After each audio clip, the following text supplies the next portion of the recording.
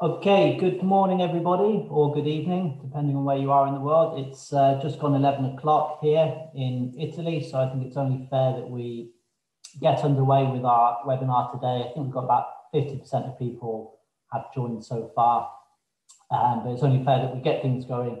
Everybody's going to get a recording of this anyway, so if anyone who misses the initial beginning won't miss out. So welcome, my name's Tom Gould, joined by Adam Smith and Paul Foreman. Thank you for joining us today. Just to run through a bit of housekeeping before we get started. I trust you can all hear me. I've got all the participants set on mute. If there's any technical problems, I hope I'm not just talking to myself, but please raise a hand or do whatever you can to get our attention. Drop me an email if you have to. Just to clarify, this webinar is obviously for information purposes only. Don't rely on it for advice. If you need advice, then obviously that's what we're here for, so feel free to get in touch. We're aiming to wrap this up in an hour, okay? We're happy for it to overrun a bit, but we don't want to still be here in 2 hours chewing the fat. So we're allowing 50 minutes for the presentation, 10 minutes for Q&A at the end. If you have questions, please submit them via the box. Obviously, you can do that confidentially. If you've got anything personal or specific that you think is only relevant to you and isn't going to benefit the wider audience, then just drop us an email. Very easy just to contact us directly, and we would welcome you doing so. Pensions, of course, is a very broad topic, especially UK pensions.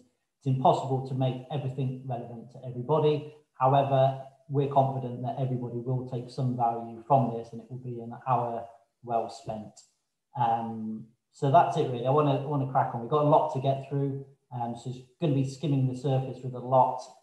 Please, I hope we don't get lost. Like I say, if you've got any questions along the way, just ask them in the box or drop us an email. So in terms of the agenda, we're going to start with an overview of retirement planning, what you should be thinking about as an expat. I'm not such a big fan of that word, but we all know what it means. Someone who used to live in the UK and is now residing elsewhere. Going to be looking at the state pension, overview of personal pensions, this thing called QROPs, some of you may be familiar with, maybe you've had experiences, why you shouldn't have one of those, and with some exceptions, how the SIP industry has evolved as providing good solutions nowadays for former UK residents, how to manage your pension portfolio as an expat, especially if you're approaching retirement, what to do if you're resident in the EU, what Brexit means for that, what curveballs that's throwing at us, what to do if you have a final salary defined benefit pension. That in itself could be a few-hour webinar, but we'll try and cover the basics of that. And then what goes on in the industry. We've all seen the good, the bad, and the ugly, myself, Adam, and Paul. And what to avoid really if you are an expat in terms of dealing with the right people. And then tax is always a big question. Obviously, that's subject to where you're resident, but we're giving an overview of the basics there.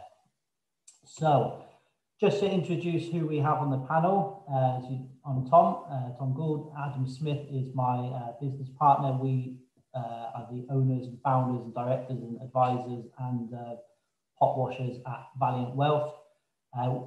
Best way to describe us is international independent financial advisors. I've been in the industry for 9 years, started off in South Africa, now resident in Italy, where I've been for the last 5 years.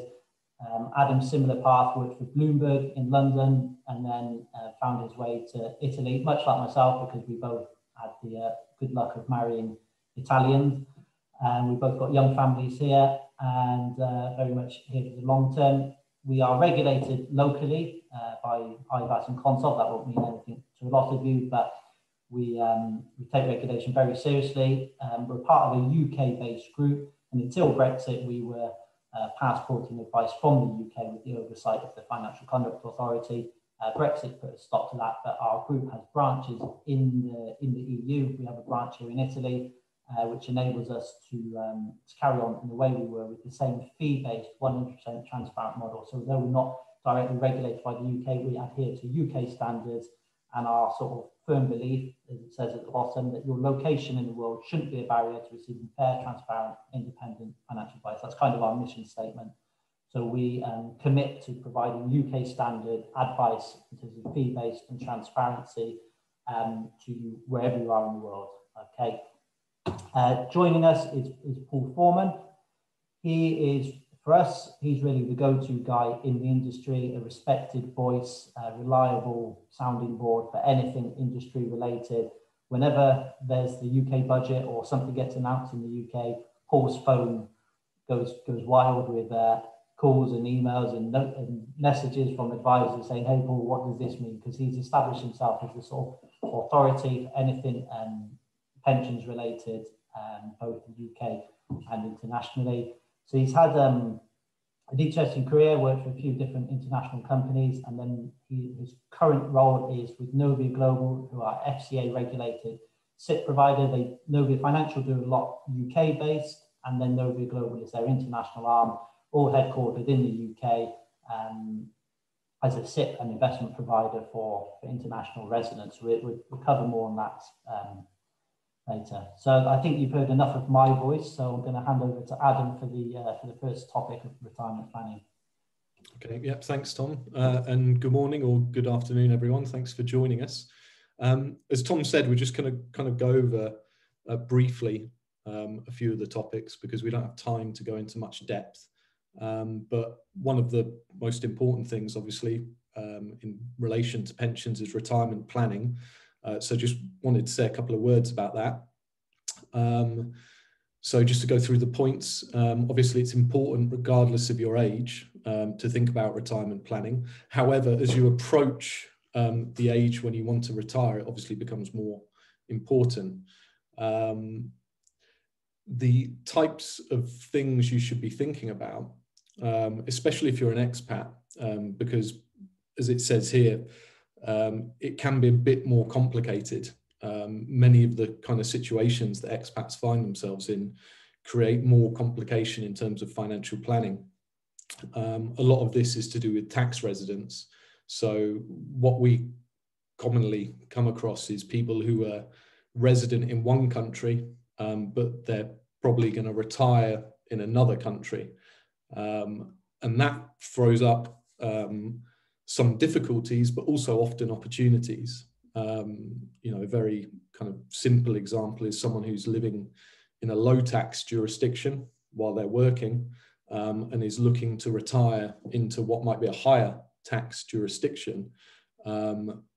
Taking action in advance of that change of tax resident can be really beneficial. It works the other way as well, and everyone's situation is different.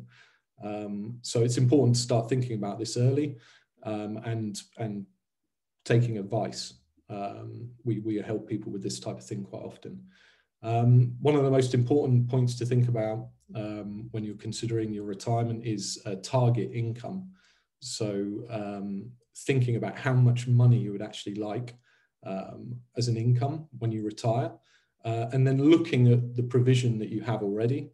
And as it says here, from the bottom up, so looking at guaranteed income, pensions that you might have, when you might start getting those pensions, because obviously you can, you know, if they're UK pensions, you can access them a lot earlier than you will get a state pension, whether that's a UK one or from another country.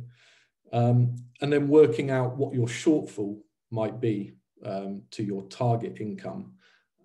And with that shortfall, then you can look at other assets that you have and understand how you might be able to manage those to make up the shortfall. And you'll want to be looking at a number of things. I mean, we talk about risk required quite a lot, which is the investment risk that you would need to take to achieve an objective. And by looking in this way, you can understand what sort of investment risk you might need to take with different assets that you hold. And also, again, going back to this question of the tax, your tax liabilities in the jurisdiction where you are now and where you will retire, and what's the most efficient way of managing those different assets. And the last point is, working with an expert. And this is one of Tom's lines here: bad advice is always more expensive than good advice, which I think is probably true. Paul, have you got anything to add on here about retirement planning? I think you've hit the nail on the head, really. The fact that people who live overseas have got more complex issues. It's always good to turn to an advisor like yourself who have experience in this field, in comparison to a UK resident client, where some of these added intricacies, such as the double taxation treaties, which we'll look at later on, come into play. But yeah, generally, it is more complex an expat, particularly where there's cross-border implications with their personal circumstances. Yeah, that's definitely true. But it does also throw up opportunities, as well as threats, as we say there. Definitely. Tom? Okay, so just a few points to look for if you're looking for advice, because the quality of advice available internationally does vary very widely, shall we say. But you want to be looking for firms that are regulated. They might not be regulated in the jurisdiction where you are resident, but look at how they're regulated and the way that they operate. Fee-based. In the past, the majority, almost, well, all, I think, international advisory firms were generally commission-based. That's a bit of an outdated model. You're better off with fee-based advisors in general. They have more interest in building a long-term relationship, and you generally pay much lower fees, which obviously helps returns. You want people who've got experience in your country or cross-border experience, as Paul just mentioned. You know, the quality of financial advice in the UK, for example, is very good in general. But what you'll find is that UK advisors are very much focused on the UK, and that is not necessarily relevant in other countries. So it's good to work with a firm that has experience dealing with multiple jurisdictions. And obviously, you know, if you can find a firm that's got a good track record, you can ask for references if you're in any doubt. And this point about committing to supporting you over the long term, I mean, this also is to do with the kind of fee-based model versus the commission-based model, because what tends to happen and tended to happen in the past is that those advisors working on a commission base were very much interested in signing up new clients and getting paid a commission at the start, rather than building a long-term relationship, because mostly fee-based clients end up you know, being clients over the longer term, paying a much smaller level of fees, but over a long term, rather than paying fees up front and then the advisor not being particularly interested in providing ongoing support later on. Paul, do you have any other comments on this? You've obviously had a lot of experience with international advisors in the past. Yeah, it's a really good point you make here, Adam, in that as a client, I would want to align myself with a financial advisor rather than a financial salesman.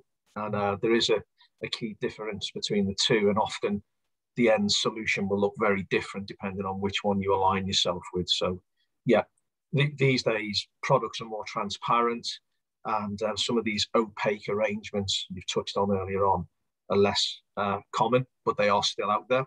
But certainly a financial advisor rather than a salesman is the way to go. Okay, thanks for that. Thank you. So moving on to the nitty gritty of UK pensions, quite a complex area of financial planning. I mean, if we start with the basics, really, start by talking about the UK state pension, which we probably get the most questions about, often from people that maybe have left the UK a long time ago and have questions mark over what they've got there. And people often leave it quite late to sort of get the answers to this. Really, as a financial advisor, there's nothing we can do in terms of managing your state pension, because it's government money at the end of the day. It comes from taxpayers' money. But the advice that I can give you is that it should be the bedrock of your financial planning. At the end of the day, the UK state pension, you're not going to get rich from the state pension, but it's there as a safety net. In other countries, like here in Italy, the state pension is more people's main provision in retirement. Culturally, it's very different. In the UK, we've taken more sort of individual responsibility when it comes to financial planning, but the state pension is there, like all social security, as a safety net to make sure that no one falls into poverty. So the new state pension, which came into play recently, will affect the majority of people, certainly if you were born since 1951. And basically everything you need to know is on the government website. The UK government has a fantastic resource, which I've just put on the screen there, gov.uk, very easy to find. Google is your friend. You can find anything out that you need to know on here. We often get lots of questions and I'm sending people the relevant link.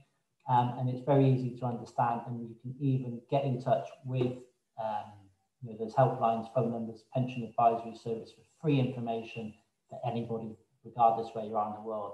So you'll need a minimum of 10 years to get anything from the state pension and 35 years to get a full state pension.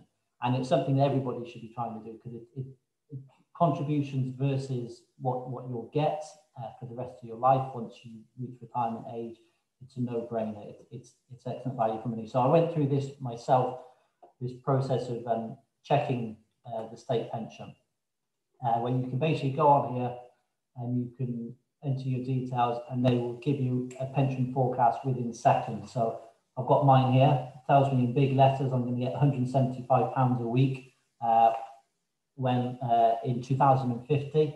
So something to look forward to.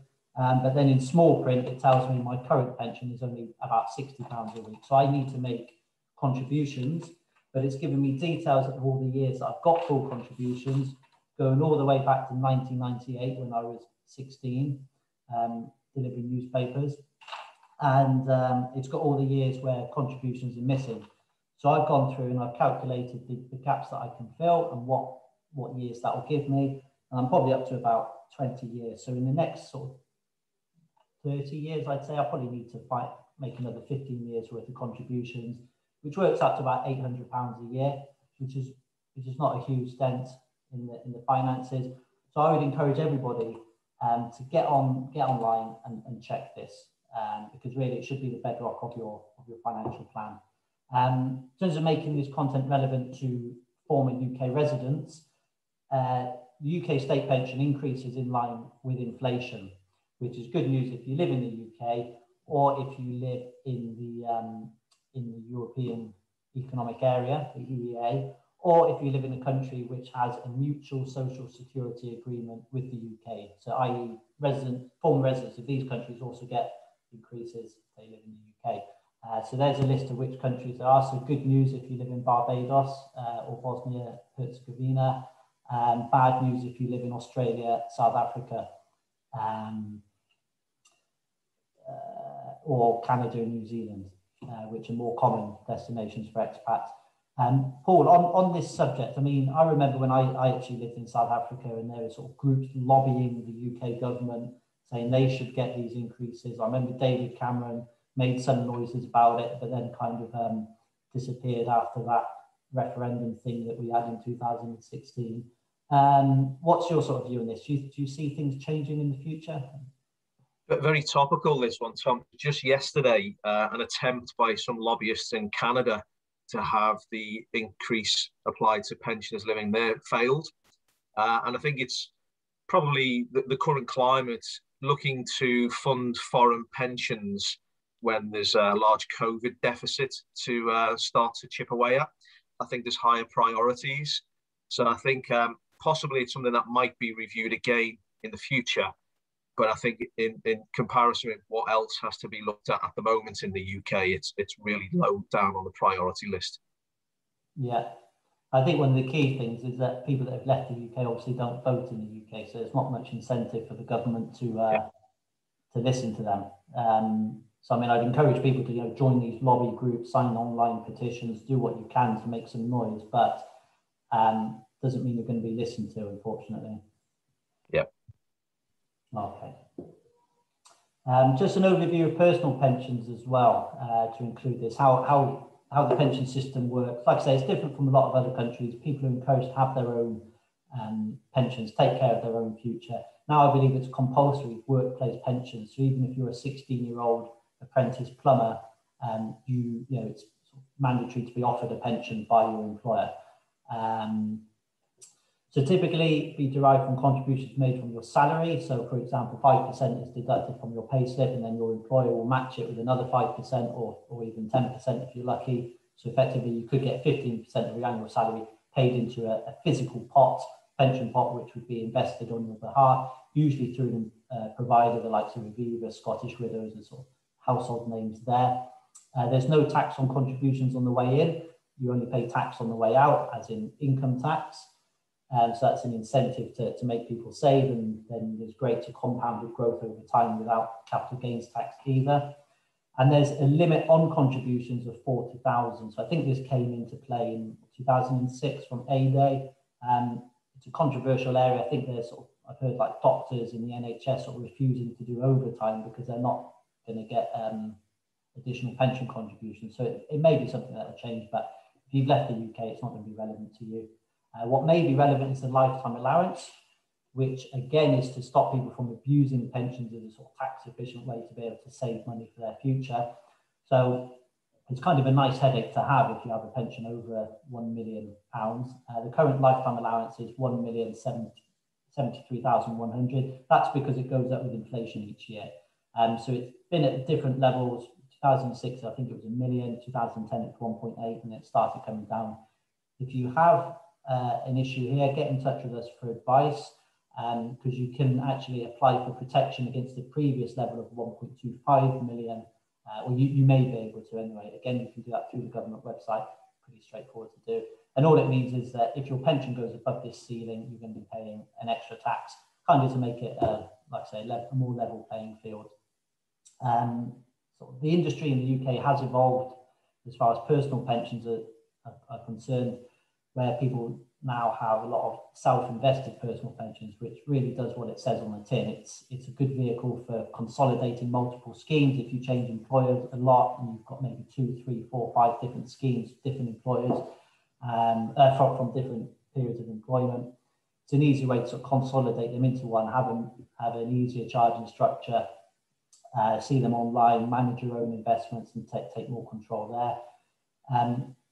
If you're not aware, you can access any pension from the age of 55, and it is not compulsory to take an annuity. The UK pension model is probably one of the most flexible in the world. If you think 55 nowadays, that's still pretty young.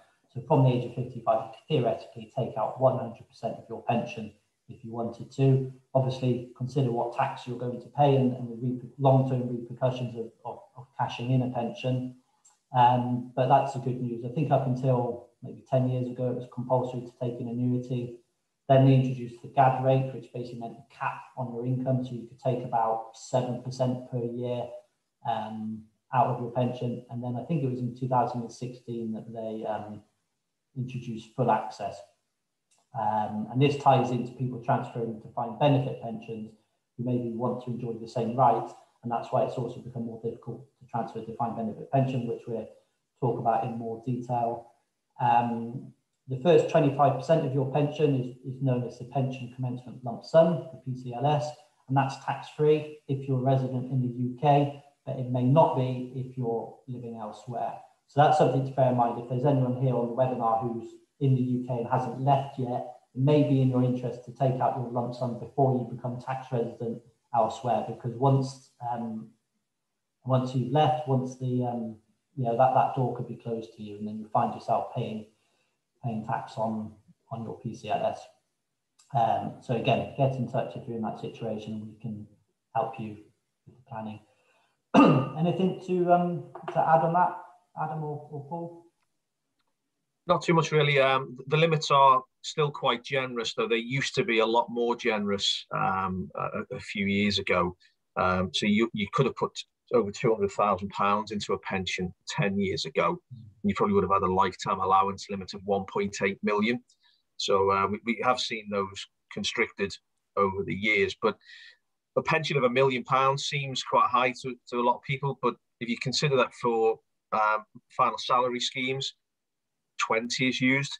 So you only have to have a pension accrued of around £50,000 a year in one of those schemes to start having lifetime allowance potential issues. As you say, Tom, you can also extend the lifetime allowance with protections up to 1.25 million if not done so already. But really, the game changer for the UK schemes was pension freedoms in 2016.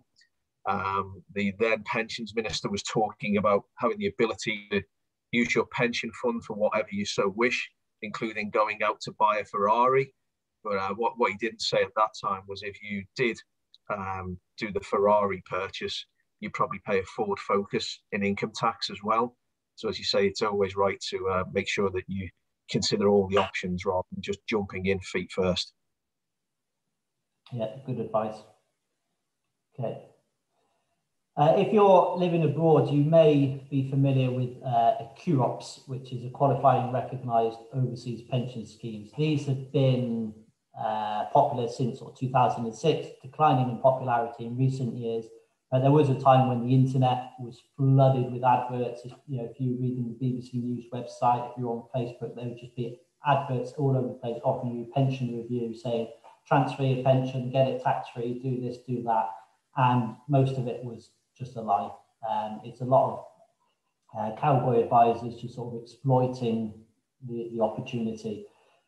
So, I mean, what is a QROP? If we start from the beginning, so these were conceived following A-Day in 2006, where they really reinvented the UK pension landscape.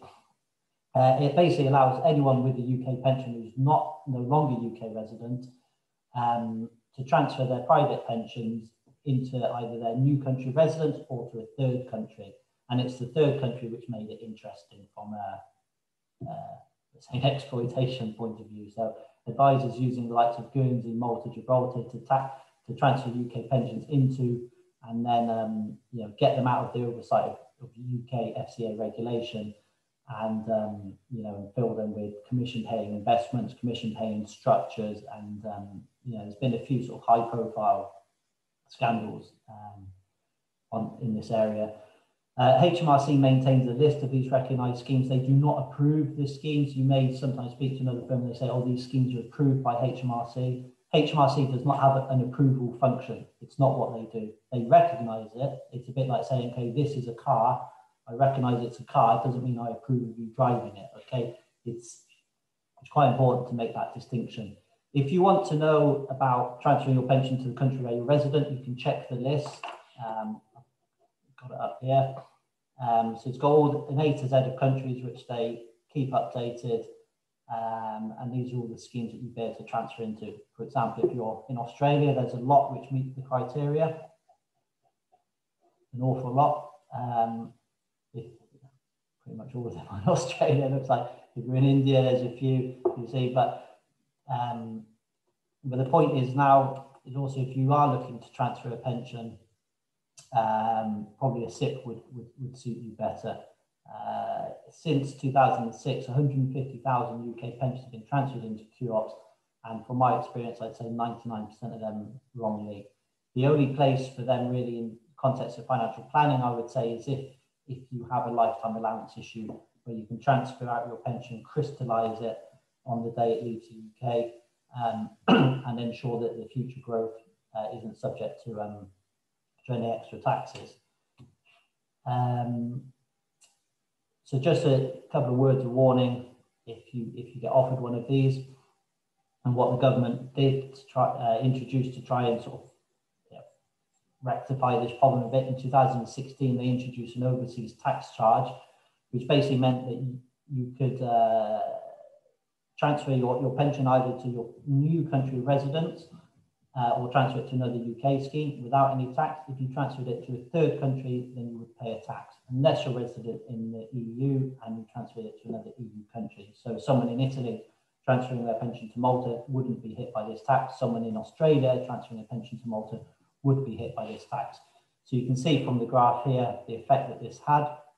And obviously there was little the UK could do when they realised this was becoming a problem. There was little they could do from a regulatory point of view. So the sort of quickest solution was just to introduce a tax and sort of chop the legs off it. So you can see what happened here in 2016 with the decline in transfers. We're personally aware of a lot of abuses of pension transfers, but that's because we work in the industry. It's what we do on a daily basis. If you clearly don't follow this on a daily basis, you're not going to be aware of it, and it doesn't make the headlines as much as it would do if this was a domestic problem. If you compare it to sort of PPI mis-selling in the UK, which really got a lot of attention, this isn't really of interest to the UK media. It's not really in the interest of UK media to look after the interests of people that don't live in the UK, that don't buy their newspapers, that aren't of interest to their advertisers. So if you go online, you can find a few of these stories. But if it was a domestic problem, I guarantee there would be sort of BBC Panorama documentaries investigating this issue. And it's just a shame that there's not. I mean, I'll put one here from the Daily Mail with a link. This is an ongoing case in Spain at the moment.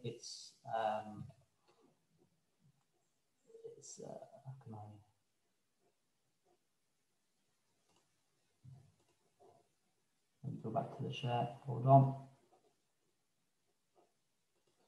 So this is in the Mail Online. So this is an ongoing case in the Spanish court, and there's trustees in Malta, and there's advisors in Spain who have since disappeared to Australia, I think, who fleeced expats out of millions, basically. And it seems to be in places like Spain where this has happened the most, where there's sort of large expat communities and these kind of salesmen who go in there and talk the talk and fleece people out of their hard-earned savings. So that's just something to watch out for.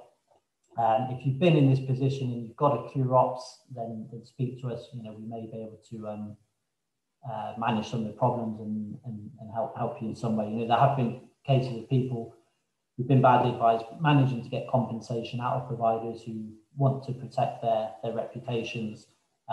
So if you have been ripped off in this way, then there may be action that you can take. Okay. Anything to add on these subjects? I mean, Paul, you've been around, you've seen all of this really in the last decade. What's your view? Yeah, I mean, there's a lot of moving parts involved with QROPS. So 3 regimes, for example. You've got the UK regime, the regime where the client is resident, as well as where the QROPS is based, and they can be changing constantly. So you've got things like in Guernsey in 2012, because of things which happened with their domestic legislation, it led to the UK HMRC delisting them and not being able to take QROPS transfers anymore after 2012. So what happens in one of 3 parts may impact the ability of them to continue to offer QROPS. Thankfully, we've seen a lot more regulation, things like the overseas transfer charge from the UK side of things, but also the regulators in the countries where the QROPS are based have caught up with the UK. So previously we may have seen some lax investment guidelines and some questionable investments being held in the QROPS, bamboo plantations, car park funds based in Dubai, for example, spring to mind. Thankfully, that sort of thing wouldn't happen today, and we do see a lot more professional, robust investment guidelines being used by these trustees. And thankfully, they are now more and more proper, what I would call pension trustees. Whereas again, in the early days of QROPS, a fiduciary group used to doing individual trusts may have got involved in QROPS, and they weren't really pension savvy. So they were relying on the advisor more so than would be beneficial.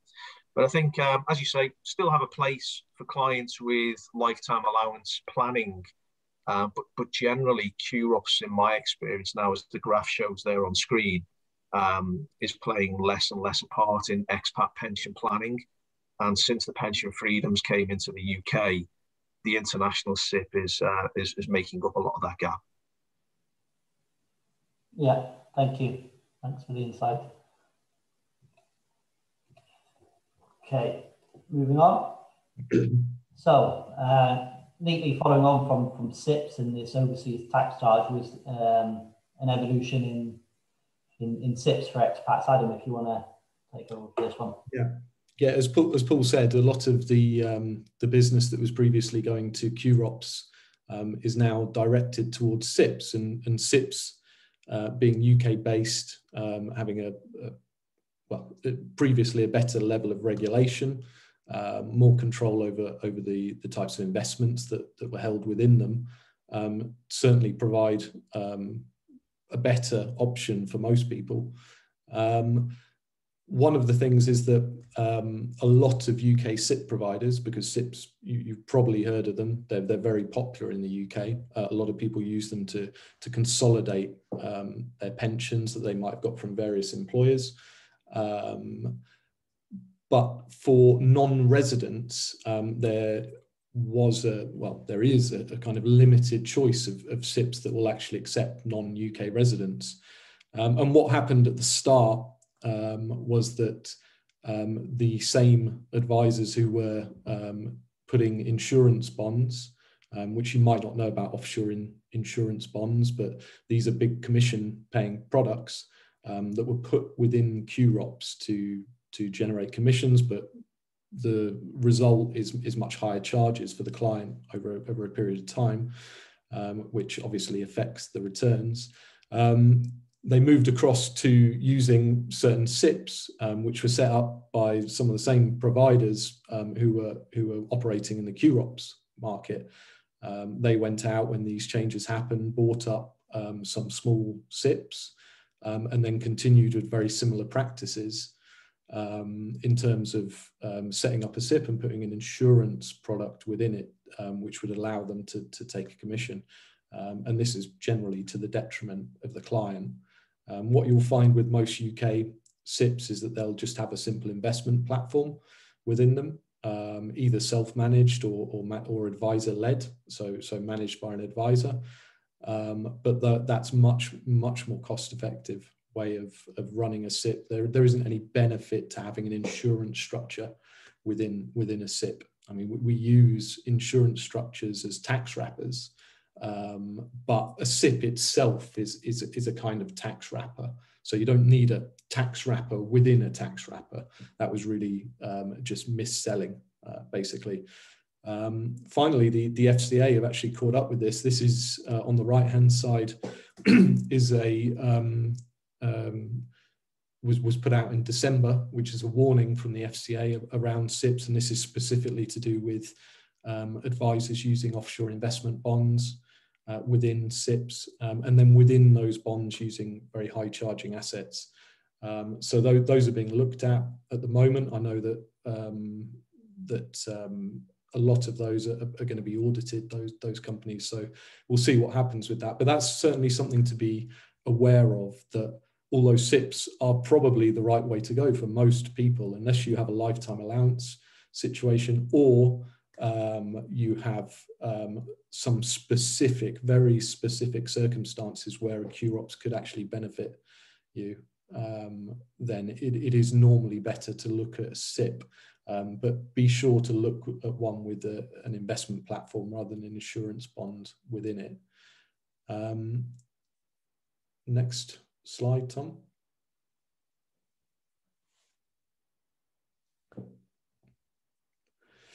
So what's happened in the last few years, and Paul is very much involved in this. Paul works for one of our preferred international SIP provider. Is that there are SIPs available now that will accept non-residents, which operate almost in the same way as a UK SIP, so with the same level of charges, making them very good value. But also the international SIPs, such as the Novia Global, which Paul's involved with, offer some additional benefits which can be quite useful for non-UK residents. So multi-currency is one aspect of it, being able to have your investments in your primary currency, and also being able to be paid to a non-UK bank account, which is something which the vast majority of UK pension providers of all kinds will only pay to a UK bank account.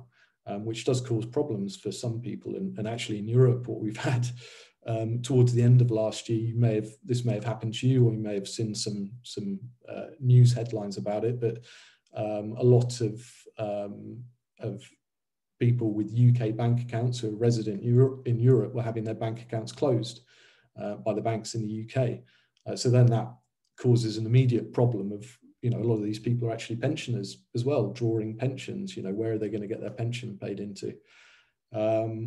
So one of the benefits of this type of SIP is that you can get paid to an international bank account, and then it has the same kind of benefits of a normal SIP. That you can consolidate multiple schemes, which just makes management easy. You might be able to reduce costs as well, and you can put a more coherent investment strategy in place. Whereas if you're managing multiple pots of money, it becomes more complicated. Also in terms of drawing income and planning how you're going to take income. If you've got it in one place, it just makes everything a lot more simple. Have you got anything to add on this, Paul? So I've kind of skipped over the FCA bit, which you might have a comment on as well. Yeah, no, I think if you refer back to that last slide, as we saw in the market in 2016 with the overseas transfer charge, the Kuros business fell off a cliff, and some of these providers, as you say, were forced to find SIP solutions to bridge the gap. So some of the acquisitions were small SIP players, maybe with only a couple of hundred existing clients, didn't really have the infrastructure in place, but suddenly found that their SIP permissions were in demand from international trustees and could hold out for a much better than anticipated price. With the increasing regulation in the UK and the introduction of things like capital adequacy requirements on providers, where the regulator was looking for them to hold certain capital amounts on deposit, some of these players were keen to exit the market, but the infrastructure wasn't quite there, possibly in terms of offering investments. That's why bonds were still being used and commissions still facilitated. So the regulation on the SIP side is only going to increase going forwards, and that way you need to ensure that you are aligned to a provider who has the infrastructure all under one roof, and also has access to things like the Origo pension transfer service, which you guys will know facilitates transfers electronically rather than a manual paper chase. So all of these things, you want to be dealing with a SIP provider who deals with thousands of cases a year rather than a handful, and can facilitate business electronically. And with so much consolidation in the UK market these days, it's only large providers who are going to be able to give you that infrastructure and confidence that that's going forwards, not only today, but for future years as well. Yeah.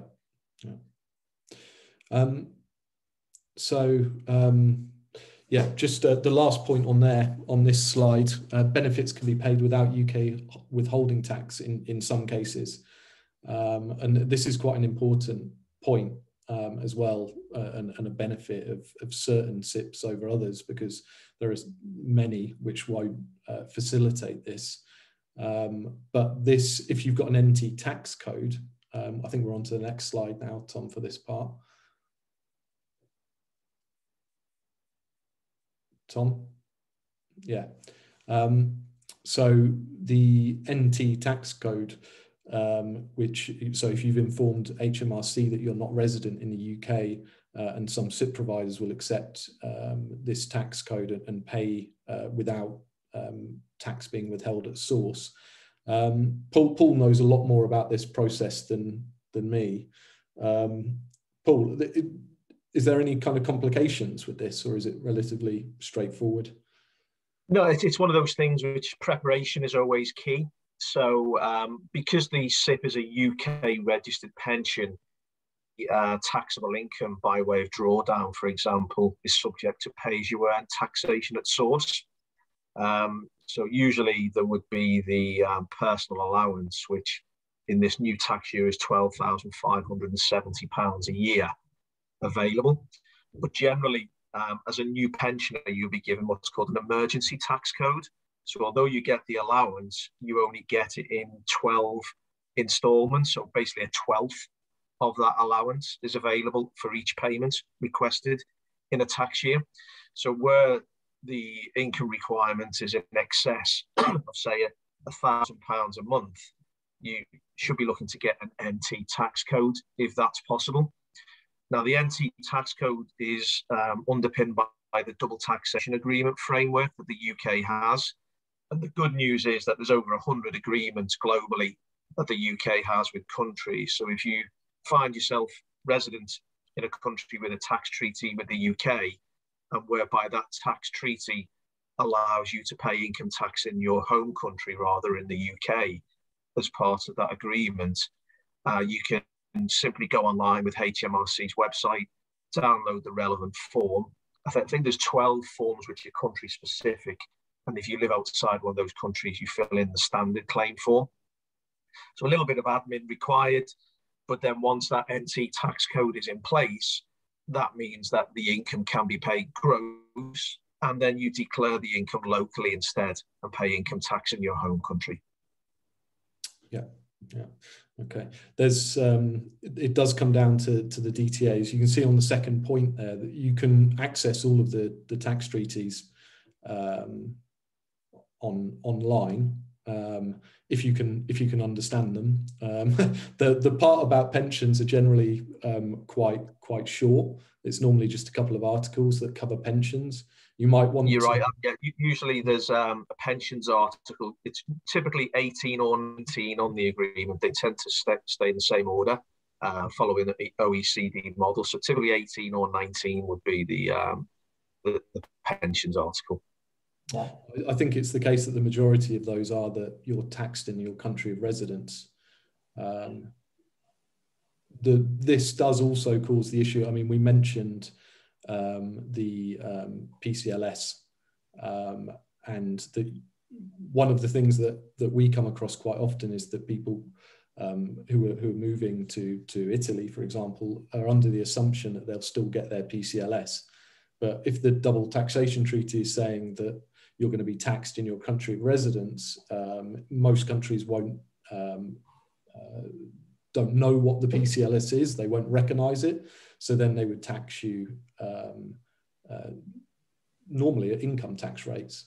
So it can be a big mistake to take the PCLS without looking at that first if you haven't already taken it. And as Tom said earlier, I mean, it's often the case that if you're moving from the UK, you might want to look at taking the PCLS before you leave, because it's highly likely you'll be taxed on it elsewhere if you're moving to a high tax jurisdiction.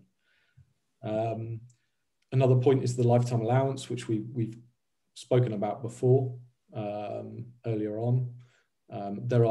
This would be the only reason to use a QROPS if you've got a chance that you're going to exceed that. What we found with Brexit actually is that a lot of high earners have been leaving the UK, people who worked in the city, in the banking industry and so on. And some of those guys are, they're in their mid-40s, but they've got £1 million pensions. They're not going to be able to access them for another 15 years. They've got a clear lifetime allowance issue. The other point about this is the trend in terms of the lifetime allowance has been coming down, and actually recently in the latest budget they froze the lifetime allowance for the next few years.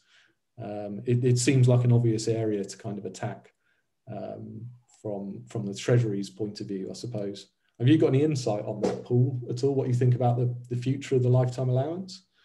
Yeah, I mean, let's say originally we saw a £1.8 million lifetime allowance, and that's gradually reduced downwards from there to £1 million, and only slightly worked its way back up subsequently with indexation to 1.073 million.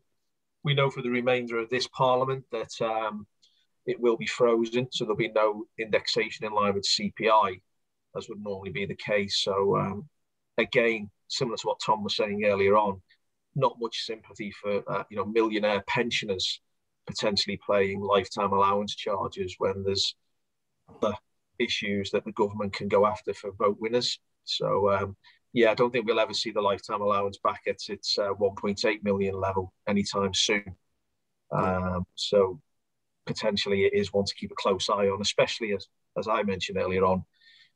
It's not necessarily £1 million fund. It could be a £50,000 pension on a final salary basis, because the factor is a multiple of 20 for those schemes, and it doesn't take someone too senior to start having that kind of accrued pension benefit on a defined benefit basis if they've got a number of years senior servicing.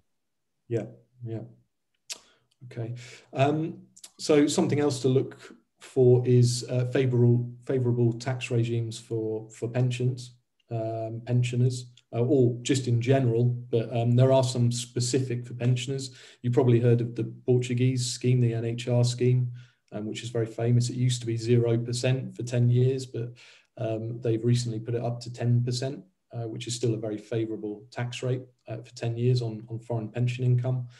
Italy have got a similar scheme, which is a 7%. I know we've got a question about that in there, which we might tackle a bit later. But that's a very good regime. And Greece and Cyprus also.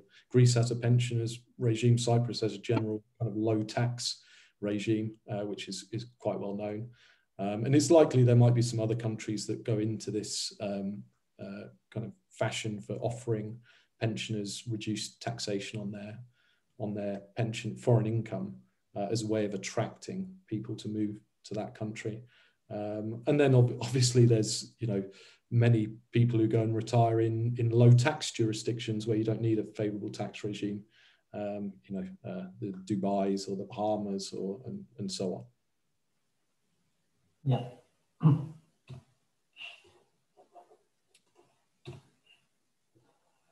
Okay. Next subject is on defined benefit pensions, which probably won't apply to a lot of people. Back in the good old days, it was quite common to have a defined benefit pension, sort of a post-war 20th century invention, if you like, when the man would go out to work for 40 years and wife would be at home and he'd accrue pension benefits, retire at 65, die at 75, enjoy that pension for 10 years, and then his wife would enjoy 50% of his pension after his death. These are few and far between now because they're simply unaffordable. It's quite unaffordable to pay someone a fixed amount of money from the age of 60, 65 until they die. If more people are living to 100, I mean, theoretically, you could, work for 30 years or so and then be, having almost an equivalent pension for the same amount of time. Certainly, civil servants, maybe in the police force or whatever. The people who are in this position do have the opportunity where they can transfer a defined benefit and give up that known income and convert it into a more conventional pension pot, transfer it into a SIP, for example. When we look at these, we always come from the viewpoint that what you've got is probably worth more in the long term than what you could be transferring to, and there's risks. To have a guaranteed income for life, no matter how big or small that income is quite a big deal compared to transferring it and assuming investment risk, because if you assume investment risk, worst case scenario, you could you could end up running out of money or seeing half your pension lost in a crash, for example. So it's always important to come from the viewpoint looking at the risks, but then also looking at how much this pension represents as your in the context of your more global financial planning and your resources for retirement. If it represents a significant part of your income in retirement, then you probably shouldn't transfer at all. If it represents a small proportion of your income in retirement, then you can probably afford to take the risk. I mean, what we do when we get approached by people, that's usually the first question that we'd ask. And then there's been people that we just simply say, you need to stick with this because worst case scenario, you're likely to end up running out of money. Having said that, we've seen some really generous transfer values in recent years. The good transfer value would be around 30 to 35 times your benefit. So if you've got an annual pension being promised to you of say 20,000 and you get offered 600,000 or 700 or 800,000 to transfer it, that's quite a good offer. And mean, we did see a couple in recent years. I think Bank of England had a client with a pension of 2,000 a year, and he was offered 90,000 to transfer. And it's kind of a no-brainer if you're in that position to do so. But yeah, you need to consider this globally in terms of your overall financial planning. And then in terms of the process for transferring a defined benefit pension itself, it's a lot more difficult than it once was. I've been doing this in this industry for 9 years, and in the old days it was too easy. There were people transferring pensions without the appropriate advice, transferring NHS pensions or teachers' pensions. You know, again, being exploited by advisors, not just internationally, but even in the UK. You had high-profile cases, for example, British Steel, Tata, BHS, you know, Philip Green's company, where their pension schemes were sort of falling into large deficit, fears over them being able to receive their pension. So all of a sudden, the vultures start swarming, don't they? You know, going up to these guys who work for British Steel saying, hey, you can transfer your pension, this is what we'll do with it. And then they sort of fall prey to bad advice. So the FCA rules now are getting tighter. Insurance costs are a lot higher for advisors. And quite simply, a lot of UK-based advisors now just don't want the risk. They don't want to advise someone on a pension transfer, which in a few years' time, the client might come back and say, I've changed my mind, and you know, I'm gonna sue you.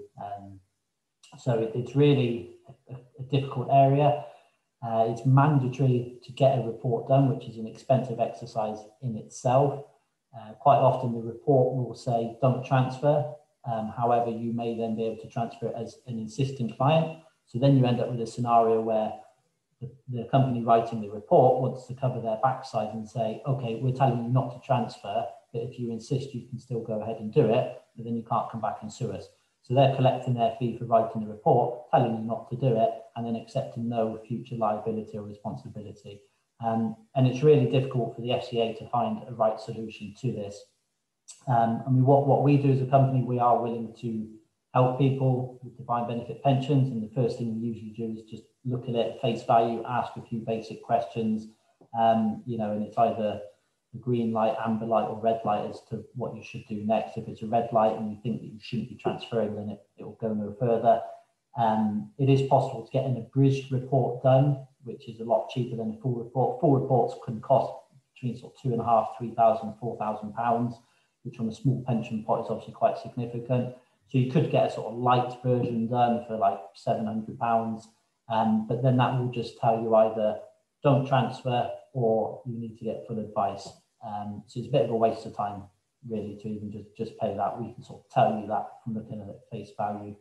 So if you are in this position, we're happy to give you our point of view, you know, and go from there. Basically, it's a very personalised, complex area, and it should be difficult to transfer. You know, it's right that it's difficult to transfer because of the risks involved.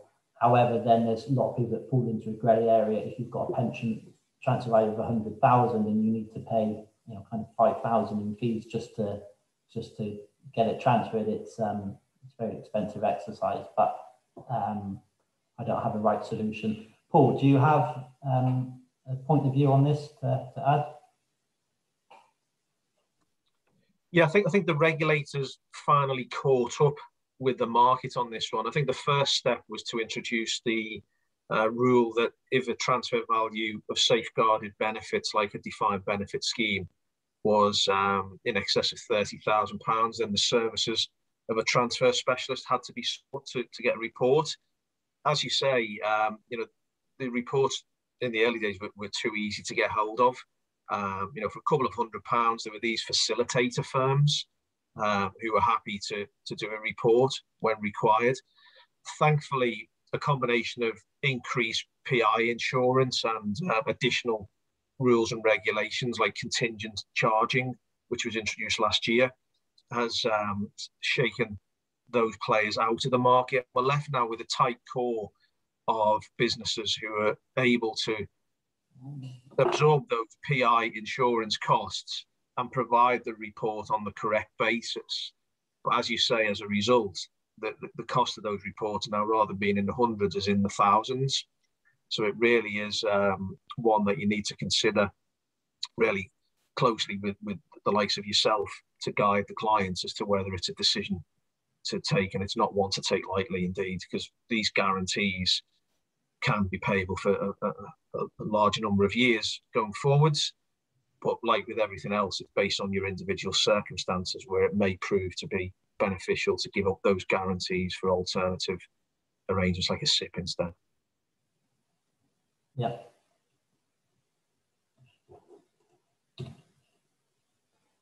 Okay, Adam, a bit of insight into managing investments. Yeah, I think we'll kind of breeze through this because we're quite short of time now. I think we've been about an hour, but and this is a subject which we could probably do a whole webinar about. When it does, obviously the risk that you should be taking with investments and the way that your investment portfolio is structured should be suitable for your circumstances and what you want to get out of that particular investment. Obviously, this changes over time. So when we were talking about retirement planning earlier and thinking about that in the years before you retire, but obviously the investment strategy you would take then in the years leading up to retirement would be different to what you would do post-retirement when you want to take income from a portfolio. So as you have, a longer investment time frame, investment horizon before arriving at the point you want to take income, you can take more risk. So you might take a balanced or growth approach, try and get some capital growth. Once you are looking to take income, as you lead up to that point, you're probably looking to reduce risk typically, and then making a switch to a more income type portfolio where you would have assets which are generating a greater yield. So those type, in the equity part, you would have the types of companies which are generating yield and income, so that you get a certain amount of cash coming onto the portfolio, which can then be used to make your income payments rather than having to sell assets to cover income.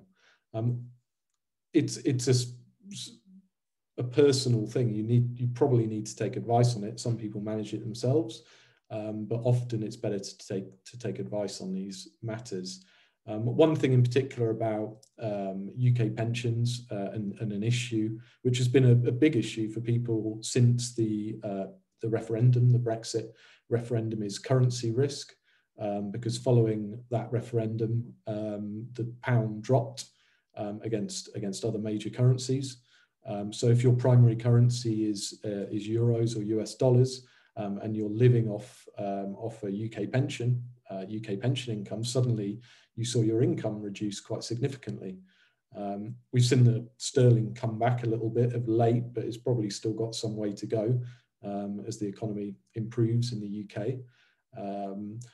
But it's an important aspect, and the types of SIPs that we were talking about earlier, the international SIPs allow you more flexibility in terms of currency, which makes it a bit easier to manage currency risk.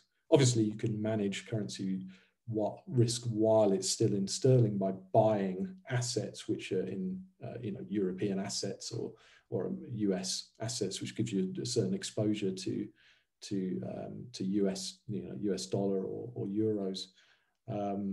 But there's a certain inefficiency when you sell and you have to turn back into sterling and then sterling into your primary currency and so on. So there are ways of managing this better, using products which are specific for non-residents. So I think that's the point.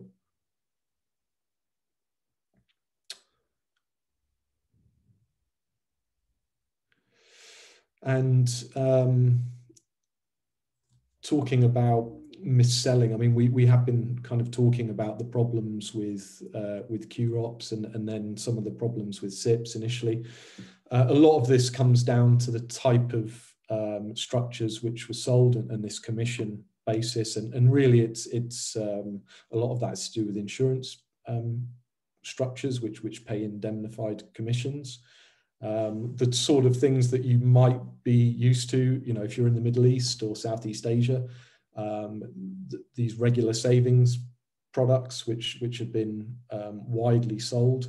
They all work on the same kind of basis. That there's a large commission, which then at the beginning, which results in high running costs and surrender penalties. So you're also locked into these types of structures for a number of years. We actually spend quite a lot of time trying to unwind these, or trying to, you know, in some cases we can only restructure what's within them, because often they've got structured products, as is mentioned on the last point there, and other, you know, high fee investments. We can sometimes restructure them, and we're often looking to help the client reduce their ongoing costs and so on. Something to look out for. You really don't need one of those types of regular savings insurance products. You can use a platform such as the Novia Global platform without a SIP wrapper, just to make you can use that as a regular savings vehicle, and it's very, very efficient in terms of costs. So really in the modern day, there's no need for anybody to be using an insurance product in that way. The only time you'd really want to use an insurance bond is if it gives you a tax benefit in your country of residence. So, you know, they're widely used in France, in Portugal, in Italy, and in some other countries. You know, you get a benefit from using that type of structure. But what's happened in the past is they've actually been sold in low tax jurisdictions where people don't actually have a tax problem because they're not going to pay any tax on their investments anyway. And when that happens, you know, it's just that they're being used for commission purposes rather than any kind of financial planning advantage. Do either of you guys have anything to add on this part? Yeah, I mean, I think in terms of protecting yourself from being a victim of this, we've seen so many people in the past, you know, well-educated people, professionals who maybe even worked in finance or banking themselves, who get sort of tricked into these products, and a lot of these advisors use sort of smoke and mirrors to kind of present some kind of benefits, but there's a lack of transparency which you really need to insist on. And you know, anything that's making you commit to, you know, a 10-year charging structure, and it's going to be, if there's exit cost involved, you know, just stay away from it. I mean, if you were joining a gym and they said it's going to cost you £50 a month, but if you cancel your membership within the next 10 years, then we're going to take all of the outstanding months' fees, then you wouldn't join that gym. And it's the same principle here.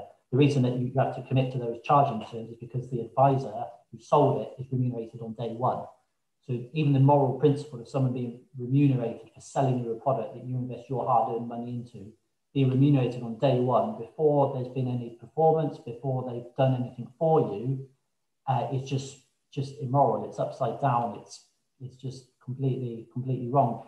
They've then got no skin in the game to look after you. If someone's getting paid on day one, they might say, yeah, I'll be looking after you for so many years, but in reality, after 6 months, they've spent all that commission and they're on to the next one. They're on to their next big sale. And then in 3 years' time, you're chasing them for a service meeting and an update, and they've got no interest in looking after you because they're not making any more fees from you. Their mindset is on to the next one, you know, looking for the next big catch.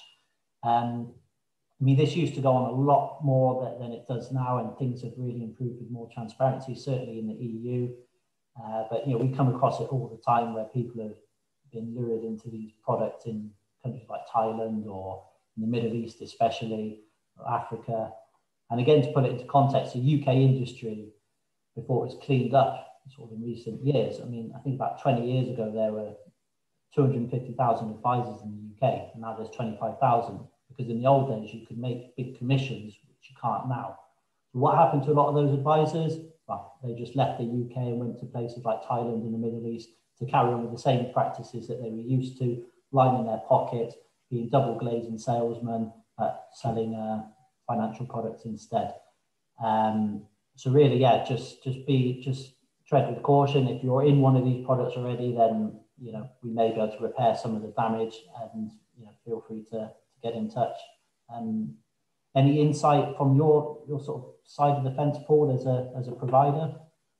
Yeah, I think one of the strengths of the SIP regime is that the UK regulator, the FCA, they actually have input as to what can be held inside of these schemes.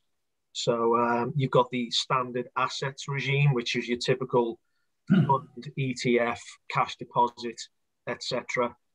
Whereas some of the international pension schemes, where the regimes from the regulator are more lax, they may allow the individual trustee to set their own investment guidelines. And if it's in their interest just to increase their fee income, they may be a bit more liberal in their interpretation as to what they see as an acceptable asset. Whereas a UK SIP provider, they're having it regulated as to what they can accept in the scheme. Because if they go outside of those parameters, there are capital adequacy provisions in place. So therefore, it's not really in their interest to allow such assets to be held, because it's going to cost them to hold capital on reserve that the regulator wants to inspect and audit each year. So as a result, you'll find that the SIP providers have a much cleaner investment guidelines policy compared to some of these more opaque international schemes. Good, thank you for that. Okay, coming towards the end now. I know we've overrun with time. Fortunately, I haven't seen the number of participants dropping, which is usually a good sign, but we'll try and wrap things up shortly and move on to the Q&A. If you're resident in the EU, Brexit has thrown a lot of curveballs. Anyone who's received a delivery recently from the UK may have to pay like customs charge. I've been victim to that myself. Changing my driver's license, all these practical issues, and financial services is no different. We're seeing a lot of UK firms who are basically dumping clients for compliance reasons and commercial reasons, and just not wanting the risk. Financial advisories, their biggest fear is risk and getting on the wrong side of the regulator. So if it means just writing to all of your clients saying, sorry, as of March the 1st, we will no longer be your advisor, that's what they've got to do. Even if you've been with them for 20 years, there's no room for sentiment, unfortunately. If this is happening, and we're seeing a lot of inquiries where people have been just thrown into this situation and got lots of loose ends and trying to sort of tie things up. So it's an unfortunate consequence of Brexit, but it is what it is. So we say we adhere to UK standards, so you'd be in safe hands if you wanted to speak to us. And it also represents an opportunity where maybe you had a UK advisor from when you're in the UK, giving you suitable UK advice, but now you may be resident in somewhere like Italy, France, Portugal, wherever, where there may be other financial planning opportunities that you weren't previously aware of. So there is an opportunity in this. It just throws people into a sort of state of limbo. Another complication is that some pension providers won't pay into non-UK bank accounts. This made a lot of headlines recently. I think on, who's that guy, Money Saving Expert. I think on his website there's a list of the banks and what they're all doing. But again, if you had an international SIP, then you wouldn't have this concern. Anything to add on that subject before we move on to Q&A? I think that covers a lot of the sort of headlines we've seen over the last few months as a consequence. Perfect. Okay. We move on to the Q&A now. We've had a few questions come in during the course of the webinar, some which we've answered, a couple which you haven't. George in Italy, can you guys see this, Adam and Paul? You can see the Q&A box? Yeah. Ah, perfect. Okay. So George is asking about his SSAS in the UK, saying that he needs to take tax at source and whether he can do anything to stop that from happening. Yeah, so as we talked earlier on, the pension is UK registered, so the source of the income is the UK. So in order to ensure that income is taxed in Italy instead, rather than at source in the UK, you can apply for the NT tax code. So you just need to get the specific form from HMRC's website. I'm sure Adam or Tom could assist you in the process.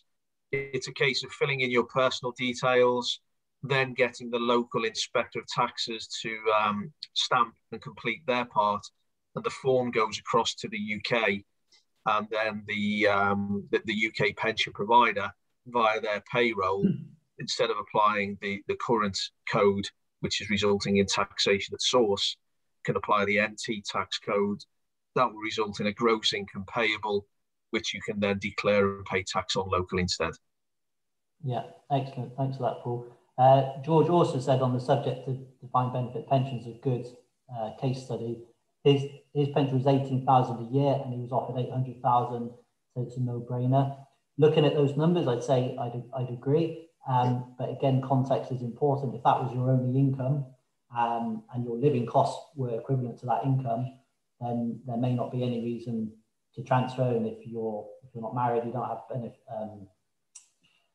kids or anything, then maybe 18,000 a year would be enough. And even for 800,000, it's quite seductive. But maybe you'd be better off without any risk. But yeah, certainly that's a good transfer value of what, about 40 times. So yeah, more often than not, I would agree it's a no-brainer. And then George also asks, what sort of investments international SIPs allow? I think if you're in the UK, there's SIPs which would allow some quite exotic investments, property, fine art and stuff. What about international SIPs? I mean, Paul, you're best positioned to answer this one. Yeah, so generally, as I say, there's the standard assets regime. So you'd be looking at funds, so set up as OICs or SICAVs as their underlying structures. You'd be looking at ETFs, cash deposits, and then maybe for some clients who prefer a professional manager, a discretionary fund manager, could run some of their models depending on the attitude to risk, so a cautious, a balanced, or an aggressive portfolio to match the attitude to risk. So a broad range. For our purposes, we offer 6,000 assets. They're available in different currencies, for example. So you should find that based on your fact find that you do with the client and their individual circumstances, when you're building a portfolio, you've got all of the necessary constituent parts for that portfolio to meet their needs. Excellent, thank you. It's an opportunity now if there's any more questions that you want to... I think there's a few in the chat box as well, Tom. Sorry? In the chat box. I was just looking at the Q&A. Okay, what have we got here?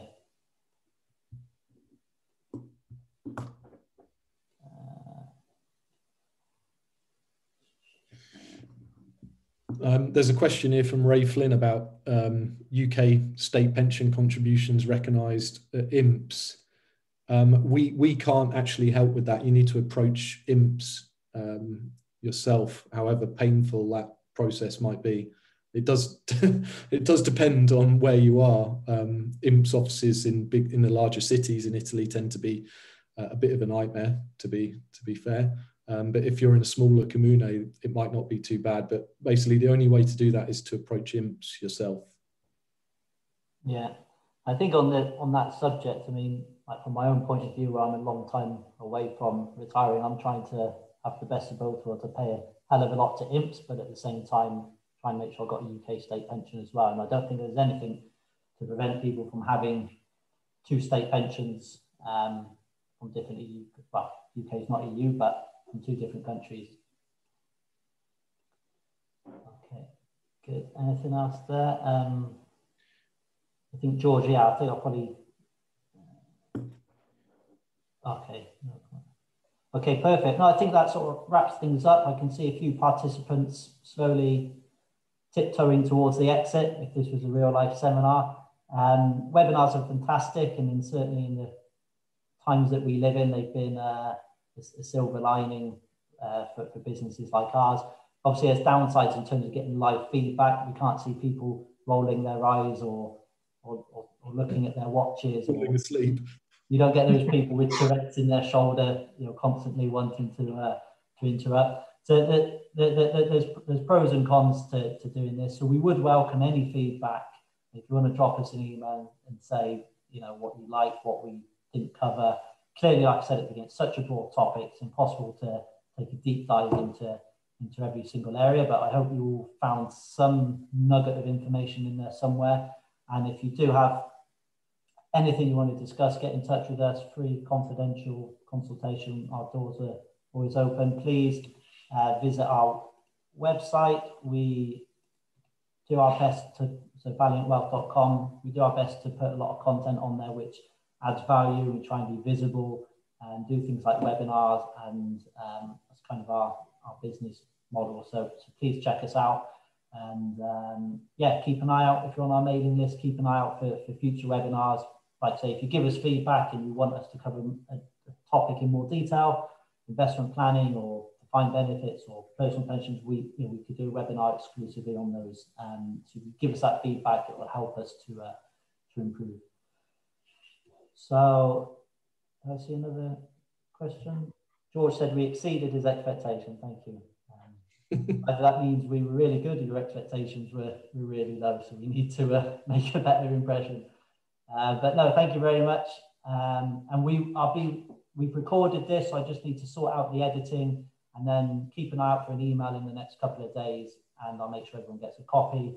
If you don't get it, then by Monday, then please let me know, and we can get it to you. So thank you very much, everybody. Hope you all stay safe and well in these present times, and wish you all the best. Thank you. Thanks, Adam. Thanks, Paul. Thanks. Thanks, guys. Cheers. Bye.